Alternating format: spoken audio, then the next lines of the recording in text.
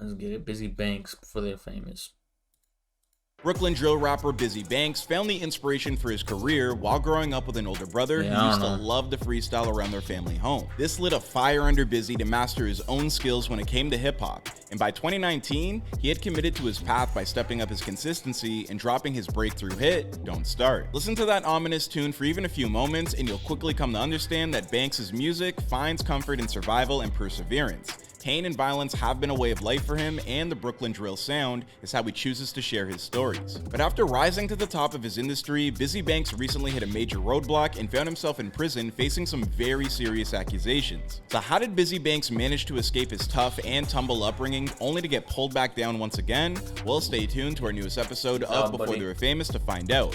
But before we begin, please remember to like, subscribe, and turn on your notifications to make sure that you never miss an episode, all that good stuff. And without further ado, let's get right into today's story. All that good shit. Bizzy Banks was raised under the arguably even cooler name of Majesty Blessed Moses.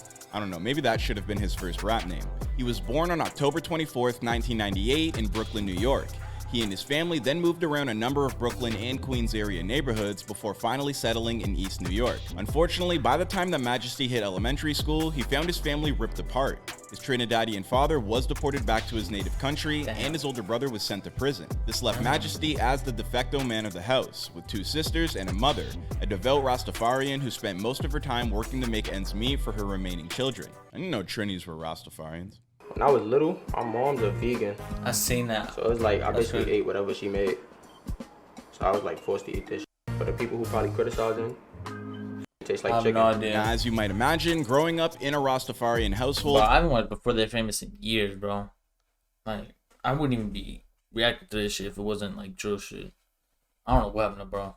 He probably just got the bread and said, "Hey, here the bag, go do what you gotta do before they're famous." He probably just chilling. meant that his mom kept things pretty strict. In fact, Majesty never ate meat as a child, and every Saturday from 6 in the morning until nightfall, he had to fast while spending the majority of his day in prayer. He didn't particularly care much for this way of life. Damn, I didn't know they had to fast the whole day. In fact, Majesty never ate meat as a child, and every Saturday from 6 in the morning until nightfall, he had to fast while spending the majority of his day in prayer. He didn't particularly care much for this way of life, but looking back on it now, he believes it trained him to become a better person. Due to how busy his mom was on a regular basis, Majesty would oftentimes stay at his grandmother's, where he says he first began to dip his toes in the trouble. Because after all, as he likes to point out, grandparents will let you get away with anything. But he found himself wrapped up in more troubling behavior than ever. The one constant in life that he always kept coming back to was music. Around the house, his mother would often listen to reggae, while his older brother was far more interested in artists like Lil Wayne. In fact, it was listening to his older brother's Lil Wayne mixtapes that inspired Majesty to begin freestyling at lunch with his friends while attending George Gershwin Junior High School. Can't mispronounce New York schools, man. They get mad. What was your favorite Wayne project? I fuck with mixtape Wayne, so I'm gonna say the Drought 3. That's my favorite mixtape by him.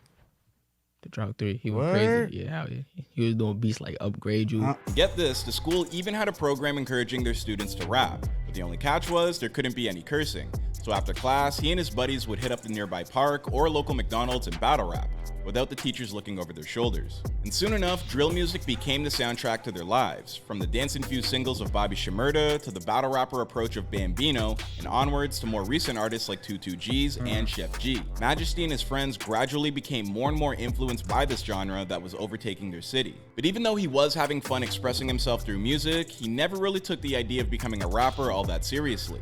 Not until after he graduated high school and was on his way to college. Then, in what he feels was a divine turn of events, Majesty walked into his very first college class late with a bad feeling in his gut. When the professor asked him if he was supposed to be there, the kid replied no and walked out, never to return. And from that point forward, he decided that his true calling was music. I went to the building, right?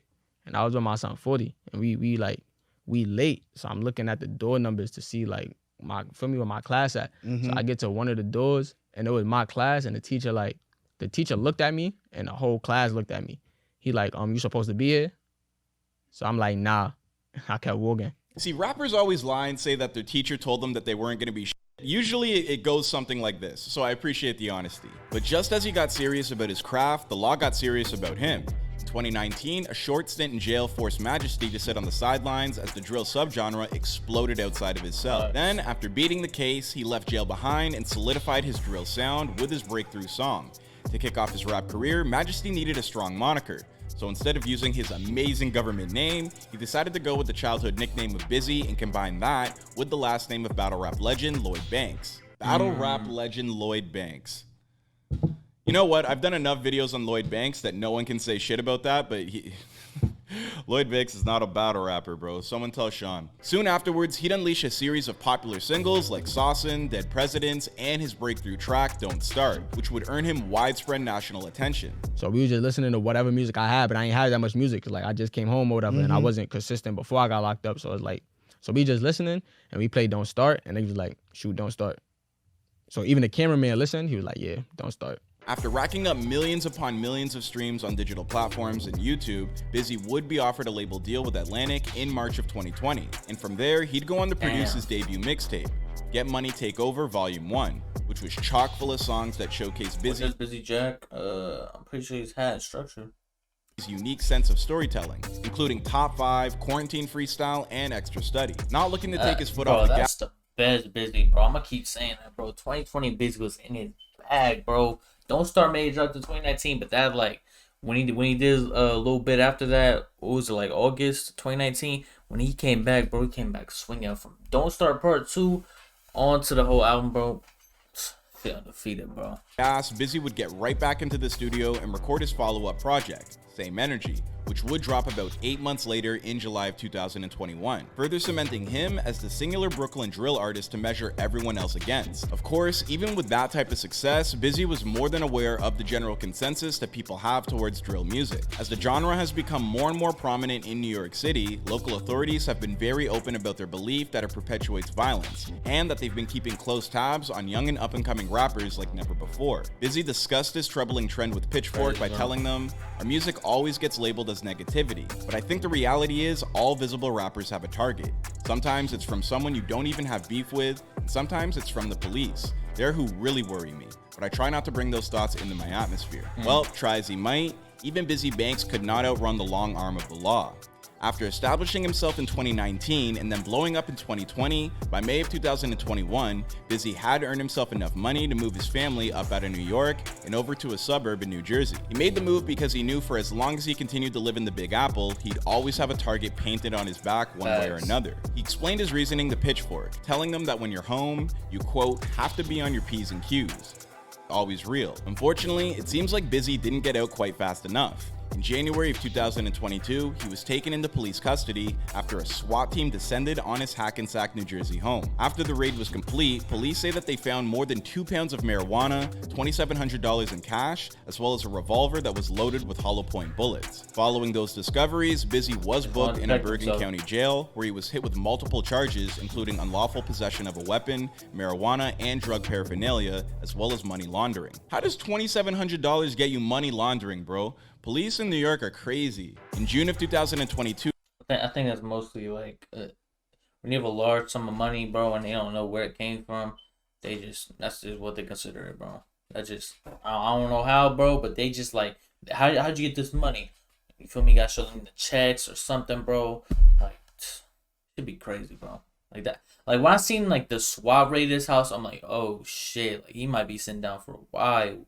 But then, like, when he came home, bro, it was just such a surprise, bro. He's not busy, man. Did 8 months, bro. Dollars get you money laundering, bro. What? Police in New York are crazy. In June of 2022, there was some hope that he was going to be released from Bergen. But as it turns out, he wasn't released. Instead, he was transferred to Rikers Island while also having yet another charge added to his list. That's a fact, bro. That's why, like, I was going to say move to LA, but don't even move to LA. Just move to Miami, move to Florida, bro.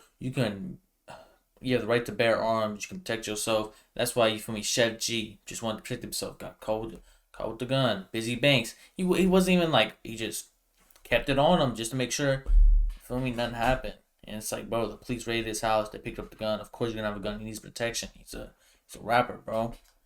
Yeah, bro. Just move to Miami, bro. Just move to Miami, Texas. Somewhere you can right to bear arms.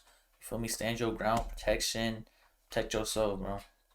Because New Jersey, obviously not the place. attempted murder, which is definitely not, was going to be released from Bergen. But as it turns out, he wasn't released. Instead, he was transferred to Rikers Island while also having yet another charge added to his list, attempted murder, which is definitely not a good sign. This story is crazy. Thankfully, a couple months later, in August of 2022, Banks would finally find himself a free man after spending nearly 8 months behind bars. And he certainly had his priorities in order upon coming out of jail and knowing what he wanted to do first. What was the first thing you did when you got out?